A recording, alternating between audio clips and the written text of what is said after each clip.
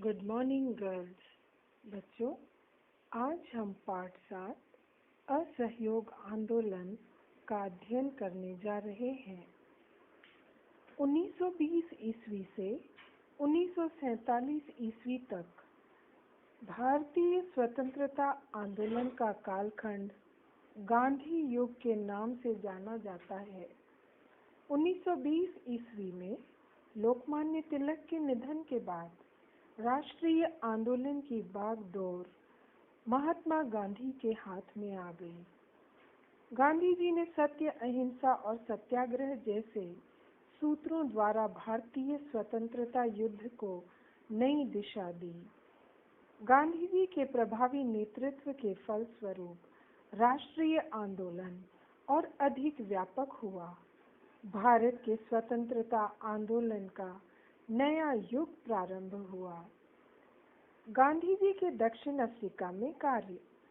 महात्मा गांधी 1893 ईस्वी में वकालत के काम से दक्षिण अफ्रीका गए थे।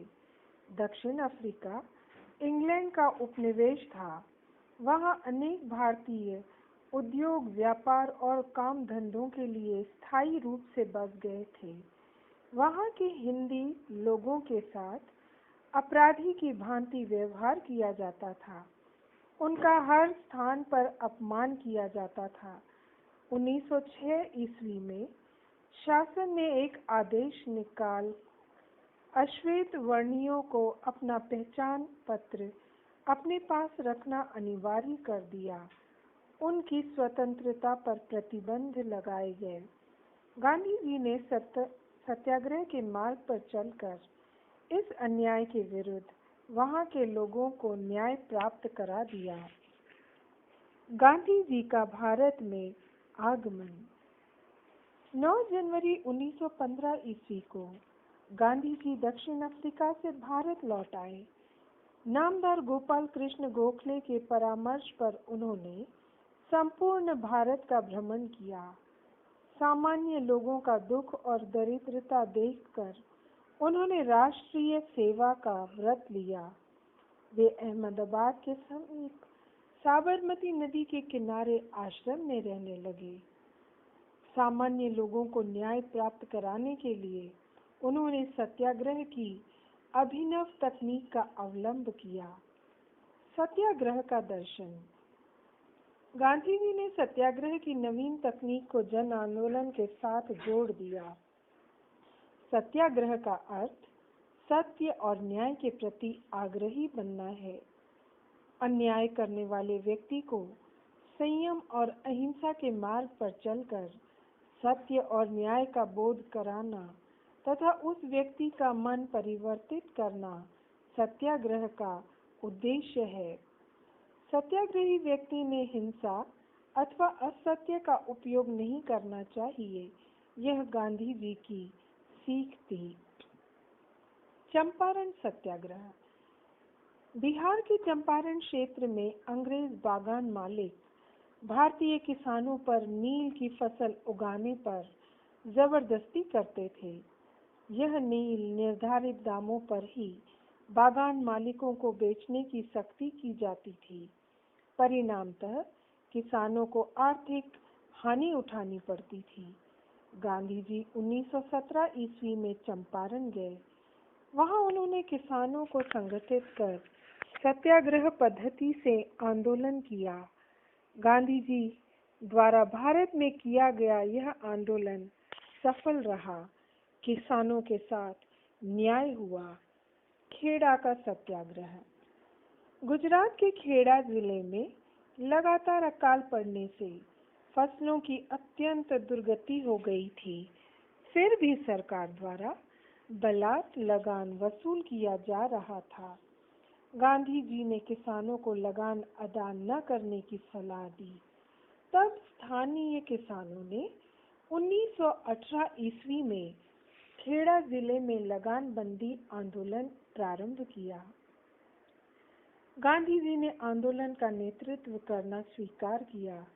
अल्पावधि में ही सरकार ने लगान माफ किया। रॉलेट कानून के विरुद्ध सत्याग्रह। प्रथम विश्व युद्ध में भारतीयों ने अंग्रेजों को सहयोग दिया। युद्ध समाप्त होने के बाद भारतीयों के हितों के लिए निर्णय लिए जाएंगे, उत्तरदायी सरकार लाई जाएगी, ऐसा भारतीयों को लग रहा था। वस्तुओं के बढ़ते दाम, करों में हुई वृद्धि आदि आर्थिक और राजनीतिक कारणों से भारतीय जनता में अंग्रेज सरकार के विरुद्ध असंतोष बढ़ता जा रहा था। अंग्रेज सरकार ने इस असंतोष को दबाने के लिए उस विषय में उपाय सुझाने के लिए सर सिडनी रॉलेट नामक अधिकारी की अध्यक्षता में एक समिति नियुक्त की। इस समिति की सिफारिशों के अनुसार 17 मार्च 1919 ईस्वी को केंद्रीय विधानमंडल में भारतीय सदस्यों द्वारा किए गए विरोध को न मानते हुए नया कानून बनाया। उसे रॉलेट एक्ट कहते हैं। इस कानून के अनुसार किसी भी भारतीय को बिना जांच पड़ताल किए बंदी बनाने का, न्यायालय में मुकदमा दायर न करते हुए कारावास में बंदी बनाकर रखने का अधिकार सरकार को दिया गया। भारतीयों ने इस कानून को काला कानून संबोधित किया। इस कानून के विरुद्ध पूरे देश में क्रोध की लहर फैल गई। गांधी जी ने इस कानून के विरुद्ध सत्याग्रह की घोषणा की। 6 अप्रैल 1919 ईस्वी को रॉलेट कानून को विरोध दर्शाने के लिए देशव्यापी हड़ताल का आह्वान किया गया। जलियांवाला बाग हत्याकांड। रॉलेट कानून के विरुद्ध आंदोलन की घोषणा की गई। इस आंदोलन ने पंजाब प्रांत में प्रखर स्वरूप धारण किया। अमृतसर इस आंदोलन का प्रमुख केंद्र बना। सरकार ने दमन तंत्र प्रारंभ किया। गांधी जी को पंजाब प्रांत में प्रवेश करने पर प्रतिबंधित कर किया गया। जनरल डायर ने अमृतसर में सभाएं लेने पर प्रतिबंधित आदेश लागू किया। अमृतसर में हड़ताल करने के विषय में डॉक्टर सत्यपाल और सैफुद्दीन किचलू जैसे प्रमुख नेताओं को बंदी बनाया गया। इस घटना की निंदा करने हेतु 13 अप्रैल 1919 ईस्वी को अमृतसर की जलियांवाला बाग में बैसाखी त्योहार के दिन सभा का आयोजन किया गया। इस समय जनरल डायर सेना की गाड़ियां लिए वहां आया। जलियांवाला बाग के मैदान से बाहर जाने का एक ही सकरा मार्ग था। उस मार्ग को बंद किया गया और बाग में इकट्ठे हुए निशस्त्र और निरीह लोगों पर बिना कोई सूचना दिए अंधाधुंध गोलियां चलाई गईं। बंदूकों के 1600 चक्र चलाने के बाद गोलियां समाप्त होने के कारण गोलीबारी बंद हुई। इस नरसंहार में 400 स्त्री पुरुष मारे गए, अनगिनत लोग हताहत हुए। गोलीबारी के तुरंत बाद निषेधाज्ञा यानी कर्फ्यू घोषित किए जाने से घायलों पर तुरंत उपचार नहीं हो सका। संपूर्ण पंजाब में सैनिकी कानून लागू कर सरकार ने अनगिनत लोगों को जेल में बंद कर दिया। इस नरसंहार के पंजाब का गवर्नर माइकल ओडायर उत्तरदायी था। पूरे देश में इस कानून की निंदा की गई। हत्याकांड के निषेध के रूप में रविंद्रनाथ ठाकुर ने अंग्रेज सरकार द्वारा दिए गए सर खिताब का त्याग किया। आगे चलकर भारतीयों ने इस हत्याकांड की जांच की मांग की। खिलाफत आंदोलन। तुर्किस्तान का सुल्तान विश्व के मुस्लिमों का खलीफा अर्थात धर्मगुरु था। प्रथम विश्व युद्ध में तुर्की इंग्लैंड के विरोधी गुट में था। युद्ध में भारतीय मुस्लिमों का सहयोग प्राप्त करने के लिए युद्ध समाप्त होने के बाद खलीफा के साम्राज्य को क्षति नहीं पहुंचाई जाएगी, यह आश्वासन इंग्लैंड के प्रधानमंत्री ने दिया था। परंतु युद्ध समाप्त होने पर इंग्लैंड ने अपने आश्वासन का पालन नहीं किया। परिणाम स्वरूप मुस्लिमों में आक्रोश की लहर व्याप्त हुई। खलीफा को समर्थन देने के लिए भारतीय मुस्लिमों ने आंदोलन प्रारंभ किया। इस आंदोलन को खिलाफत आंदोलन कहते हैं।